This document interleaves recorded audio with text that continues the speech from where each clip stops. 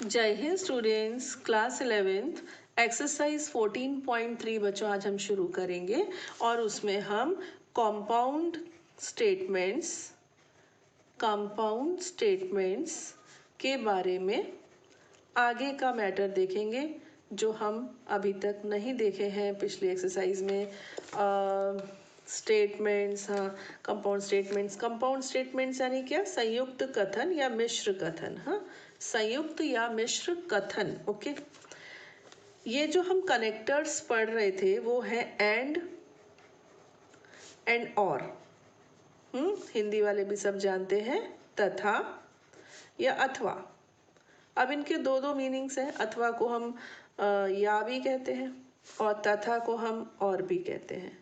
Okay, and और तथा अथवा। ठीक, ये कनेक्टर्स हैं।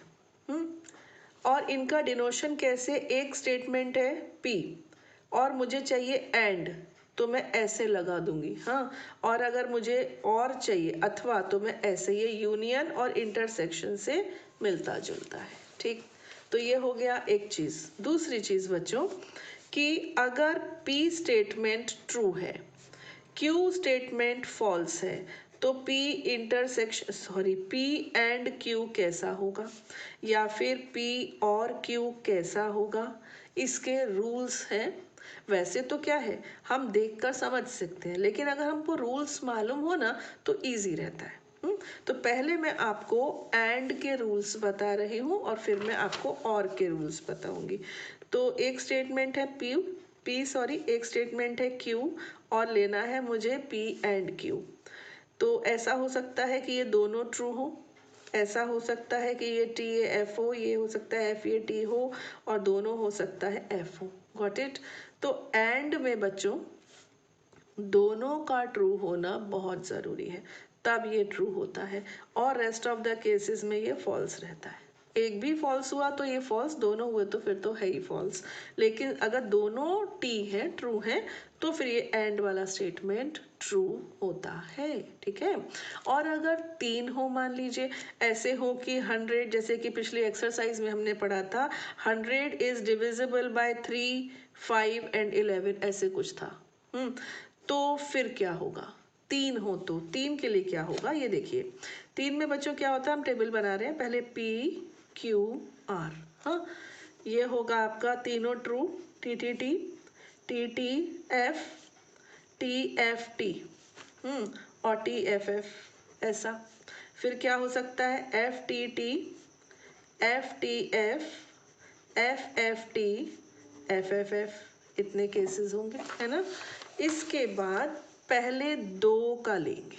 पहले हम पी एंड क्यू के लिए सोचेंगे, तो बच्चों केवल एक केस में ये सोचेंगे, तो बच्चों केवल एक केस में ये ट्रू है, और आप जानते हैं कि सभी केसेस में ये फॉल्स है। ठीक, इसके बाद हम पी क्यू वाले जो अपना कंपाउंड स्टेटमेंट था उसको लेंगे आर के साथ, तो यहाँ भी फिर यही केस रहेगा, ऐसे।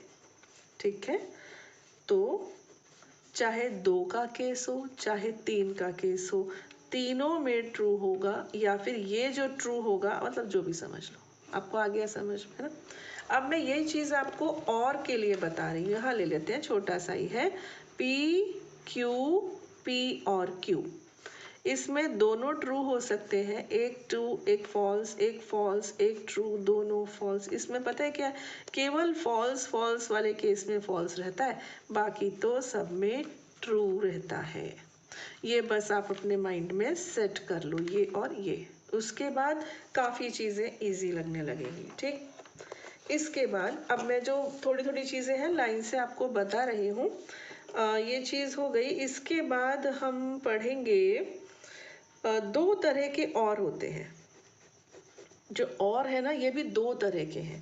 पहला है अंतर्विष्ट, इसको बच्चों इंग्लिश में कहते हैं इंक्लूसिव। ठीक है, और दूसरा होता है एक्सक्लूसिव। ठीक, हिंदी में कहते हैं अपवर्जित। ठीक है। अब और ये कैसे दो तरह से होता है, इंक्लूसिव और एक्सक्लूसिव कैसे होता है, इसका एग्जाम्पल हम लेते हैं। जैसे कि अपवर्जित तो समझ लो कि दो, देखो मैं समझाती हूँ। इंक्लूसिव में क्या होता है, आपको दो ऑप्शंस हैं, आपको दोनों में से एक मिलेगा तो भी चलेगा, लेकिन अगर दोनों मिल गए तो भी गलत नहीं है। इसमें क्या होता है, ये या ये स्ट्रिक्टली, या तो ये लो या तो वो लो, दैट्स ऑल। ठीक है। अब एग्जाम्पल लेते हैं कि जैसे कि आप ट्रेन में सफ़र कर रहे हो, आपको आइडेंटिटी कार्ड चाहिए, है ना। तो आइडेंटिटी कार्ड, ऐसा हम सेंटेंस बनाएंगे कि रेल में सफ़र करने के लिए आपके पास आधार कार्ड या पैन कार्ड होना ज़रूरी है। मुझे नहीं मालूम क्या ज़रूरी है, लेकिन मैं एक सेंटेंस बना रही हूँ, आधार कार्ड या पैन कार्ड होना ज़रूरी है। तो अगर दोनों होंगे तो क्या आपको ट्रेन से उतार देंगे, चलेंगे ना दोनों भी, है ना। एक्सक्लूसिव में क्या होता है, जैसे कि कॉम्प्लीमेंट्री चीज़ हो गई। कॉम्प्लीमेंट्री चीज़ कैसे हो गई कि आप किसी होटल में गए, होटल में गए और आपने, या रेस्टोरेंट में गए आपने ऑर्डर किया, तो आपने जो 1000 का मील लिया तो उन्होंने कहा कि आपको ऑफर है, आप इसके साथ या तो आइसक्रीम या फिर पेप्सी, या मतलब कोका कोला, ये कोल्ड ड्रिंक बोलना चाहिए, कोल्ड ड्रिंक, दो में से एक चीज़ आपको रेस्टोरेंट वाले अपनी तरफ से दे रहे हैं, तो दो में से एक स्ट्रिक्टली, या तो आइसक्रीम ले लीजिए या फिर कोल्ड ड्रिंक ले लीजिए। Got it. तो ये हो गया बच्चों एक्सक्लूसिव, अपवर्जित, यानी दो में से एक ही लेना है, कंपलसरी है, एक ही चूज करना है। और अंतर्विष्ट यानी इंक्लूसिव में एक से चलेगा लेकिन दोनों होंगे तो भी चलेगा, ऐसा। ठीक, तो इसमें कोई डाउट तो नहीं है, इसमें you can not have both, इसमें you can have both. Got it. इसके बाद मैं आपको एक चीज पढ़ा रही हूं, वो है क्वांटिफायर्स। ये फ्रेजेस हैं, जैसे कि सूक्तियां होती है ना, हिंदी में कहते हैं इसको परिमाणवाचक वाक्यांश। अब फ्रेजेस आजकल बोलता कौन है ज्यादा, लेकिन हाँ है। क्वांटिफायर्स नाम से क्लियर है।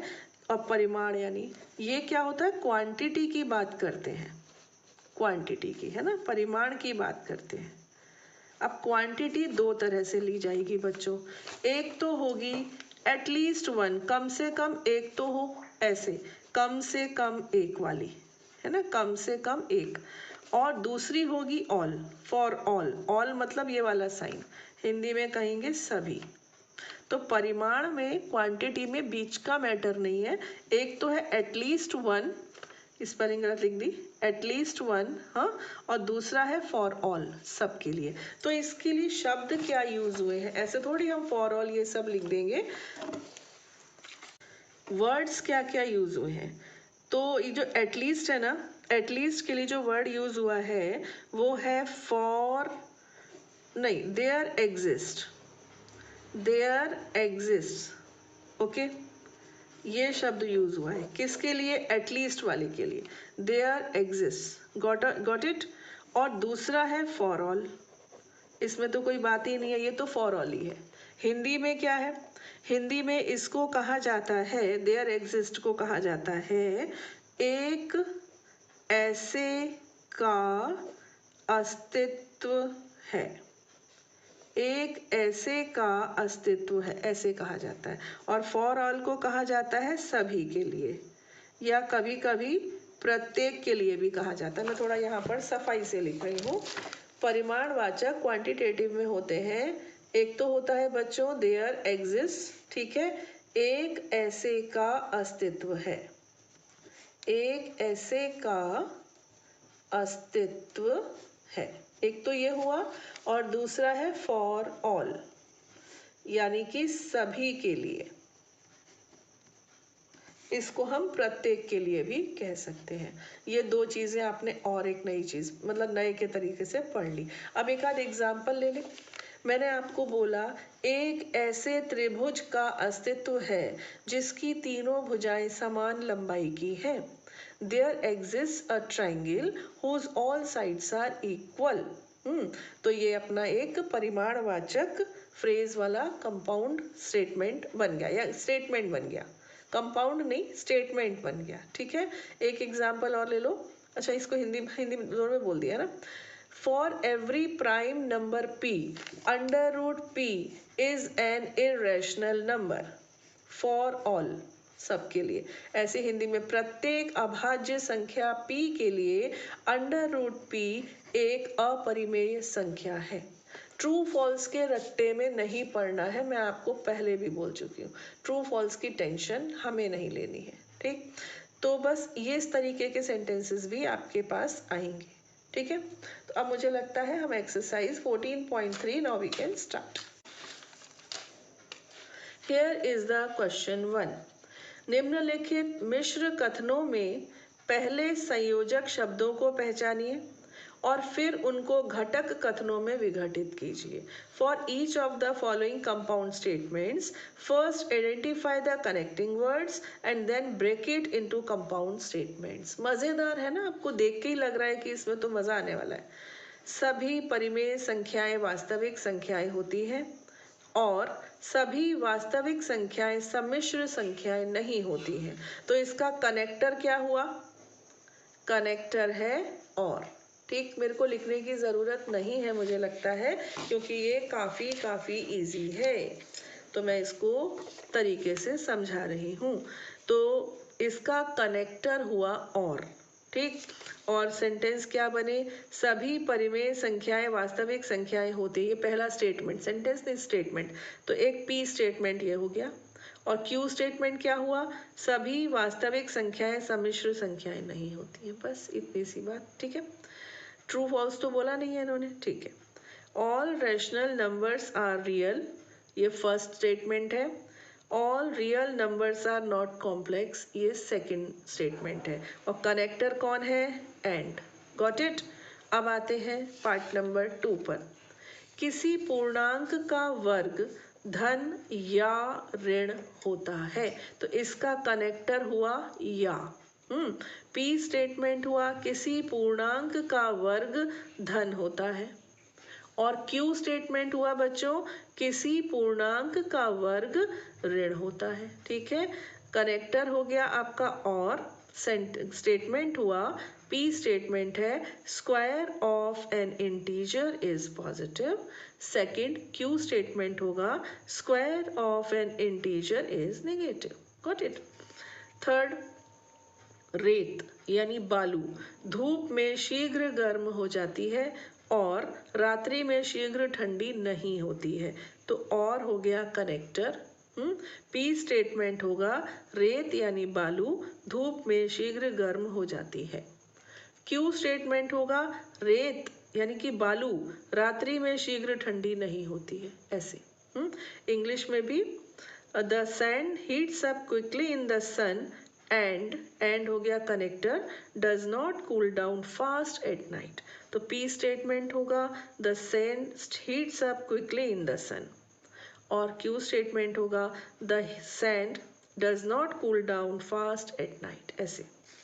Fourth, x is equal to 2 और x इज इक्वल टू 3 समीकरण इसके मूल है। तो और कनेक्टर हो गया।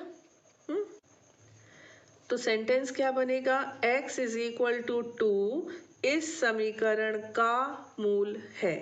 ठीक, और दूसरा क्या बनेगा? x इज इक्वल टू 3 समीकरण इसका मूल है। बस। तो x is equal to 2 is the root of the equation this. दूसरा बनेगा x is equal to 3 is a root of this. अब ये r की जगह इज आ जाएगा बच्चों, और ये है कि बिंदी हट जाएगी। हिंदी वाले सुन लो, है ना। तो ये कनेक्टर हो गया इसका और, मतलब एंड। अरे आर नहीं कहा गया, एंड। ये रहा and, it's not and or, ये एंड, सॉरी, ये कनेक्टर है इसमें और हिंदी में, इंग्लिश में एंड। और सेंटेंस बनाते समय इस वाले आर को इज कर देंगे और हिंदी वाले बिंदी हटा देंगे। तो ये आपका क्वेश्चन 1 हुआ कंप्लीट। अभी मुझे लेना होगा क्वेश्चन नंबर 2। ये रहा मेरे हाथ में है, ये लीजिए। निम्नलिखित कथनों में परिमाणवाचक वाक्यांश पहचानिए और कथनों के निषेधन लिखिए। दो काम कह रहे हैं, identify the quantifier in the following statements and right the negation of the statements. ठीक है, एक ऐसी संख्या का अस्तित्व है जो अपने वर्ग के बराबर है। तो एक ऐसी संख्या है ना, there exist a number which is equal to its square. तो एक ऐसी कनेक्टर हो गया ये, सॉरी क्वांटिटेटिव फ्रेज हो गई एक ऐसी, यानी कि परिमाणवाचक वाक्यांश क्या हुआ, एक ऐसी, और इंग्लिश में क्या हुआ, देयर एग्जिस्ट। गॉट इट हुआ। अब निषेधन लिखना है, निषेधन। तो एक ऐसी संख्या का अस्तित्व है जो अपने वर्ग के बराबर है। तो यहाँ लिखेंगे हम एक ऐसी, ये दूसरे का फर्स्ट पार्ट है, एक ऐसी का अस्तित्व है। ठीक, एक ऐसी का अस्तित्व है। ये हो गया आपका वो परिमाणवाचक फ्रेज। और इसको आप सही करके निषेधन कैसे लिखेंगे, आप लिखेंगे एक ऐसी संख्या का अस्तित्व नहीं है जो अपने वर्ग के बराबर है। सिंपल। इंग्लिश वाले क्या लिखेंगे, देयर एग्जिस्ट, तो उसका वो हो गया क्वांटिटेटिव फ्रेज हो गया, और इसका निषेधन निगेशन क्या होगा, देयर डज नॉट एग्जिस्ट। ठीक है, there does not exist a number which is equal to its square. Simple, यहाँ पर डज नॉट आ जाएगा, ये एस हट जाएगा। ठीक है, सेकंड है प्रत्येक वास्तविक संख्या x के लिए x x+1 से कम होता है। तो प्रत्येक हो गया आपका परिमाणवाचक वाक्यांश, है ना। और जो निषेधन होगा, निषेधन होगा प्रत्येक वास्तविक संख्या x के लिए x x+1 से कम नहीं होता है। बस इतना सा। ठीक, इंग्लिश में देखते हैं। For every real number x is less than x+1। For every real number x is less than x+1। तो फॉर एवरी हो गया इसका क्वांटिटेटिव फ्रेज, और इसका उल्टा क्या हो जाएगा, for every real number x is not less than x+1। एकदम सिंपल। ठीक है। थर्ड, भारत के हर एक राज्य या प्रदेश के लिए एक राजधानी का अस्तित्व है। तो यहाँ लिखेंगे अस्तित्व है, सिंपल, अस्तित्व है। ठीक है, और इसका निषेधन क्या हो जाएगा, भारत के हर एक राज्य या प्रदेश के लिए एक राजधानी का अस्तित्व नहीं है। ठीक, there exist a capital for every state in India. तो देयर एग्जिस्ट, ठीक है, हो गया क्या, क्वांटिटेटिव फ्रेज। और इसका निषेधन क्या होगा, there does not exist a capital for every state in India. इतना सिंपल है बच्चों, आपको भी लग रहा होगा कि ये हम क्या पढ़ रहे हैं। Come to the question number 3। जांचिए कि क्या नीचे लिखे कथनों के जोड़े यानी कि युग्म एक दूसरे के निषेधन है। अपने उत्तर के लिए कारण भी बतलाइए। Check whether the following pair of statements are negation of each other, give reasons for your answer. पहला है, प्रत्येक वास्तविक संख्याओं x और y के लिए x+y is equal to y+x सत्य है।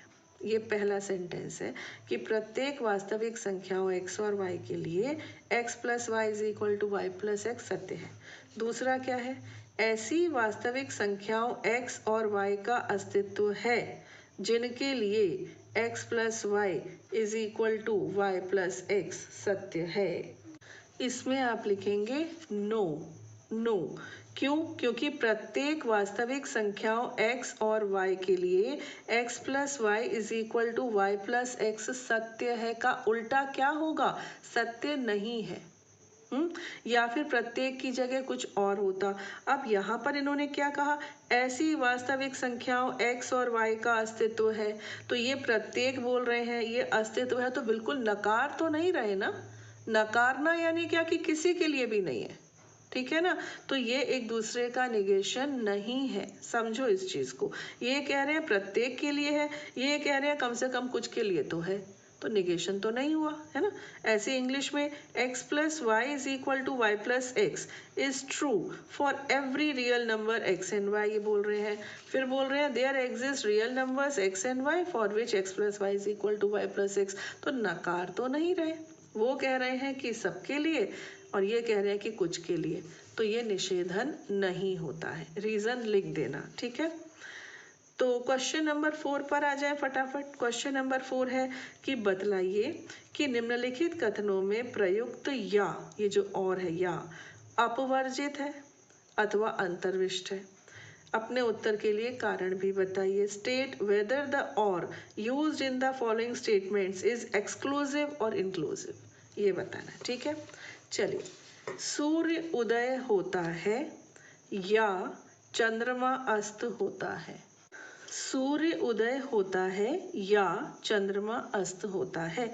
सन राइजेस और मून सेट्स, तो ये बच्चों एक्सक्लूसिव है। या तो आप सूर्य की बात कर लो या फिर आप चंद्रमा की बात कर लो, दोनों बातें एक साथ मत करो। सूर्य के लिए बात अलग है, चंद्रमा की बात अलग है, तो ये हो गया एक्सक्लूसिव यानी कि अपवर्जित। Got it. सूर्य अलग चीज है, मून अलग। सेकेंड है ड्राइविंग लाइसेंस के आवेदन हेतु आपके पास राशन कार्ड या पासपोर्ट होना चाहिए, और अगर दोनों होंगे तो चलेगा ना, तो ये इंक्लूसिव हो गया। दोनों चलेंगे तो इंक्लूसिव हो गया। इंग्लिश में पढ़ दो, to apply for a driving licence you should have a ration card और अ पासपोर्ट, तो ये हुआ बच्चों इंक्लूसिव, इसमें दोनों एक्सेप्टेबल हैं। थर्ड है सभी पूर्णांक धन या ऋण होते हैं। ऑल इंटीजर्स आर पॉजिटिव और नेगेटिव। बच्चों सुनो, सभी पूर्णांक या तो धन होंगे या सभी पूर्णांक ऋण होंगे, दो में से एक ही होंगे, है ना। ऐसा नहीं हो सकता कि वो धन और ऋण एक साथ हो जाए। तो all integers are either positive और नेगेटिव। हाँ, ये बात अच्छी है, मेरे को दिमाग में आई। आइदर और वाला और हो ना तो एक्सक्लूसिव होता है, या तो एक ये वाली बात कर लो या वो वाली बात कर लो, तो एक्सक्लूसिव यानी कि अपवर्जित होता है, ठीक है। और ये और दोनों चलेंगे, दोनों चलेंगे, तो वो वाला होता है इंक्लूसिव यानी कि अंतर्विष्ट। तो एक ये वाला सेकंड वाला अंतर्विष्ट था, इंक्लूसिव था, फर्स्ट और थर्ड एक्सक्लूसिव थे। तो उम्मीद है बच्चों आपको बहुत अच्छे से चीज़ समझ में आई होगी, और 14.4 और भी इंटरेस्टिंग होने वाली है, तो रहिएगा हमारे साथ। बढ़ेंगे आगे, अपन साथ साथ चलेंगे और मंजिल तक ज़रूर पहुँचेंगे। खुश रहिए, आबाद रहिए। जय हिंद।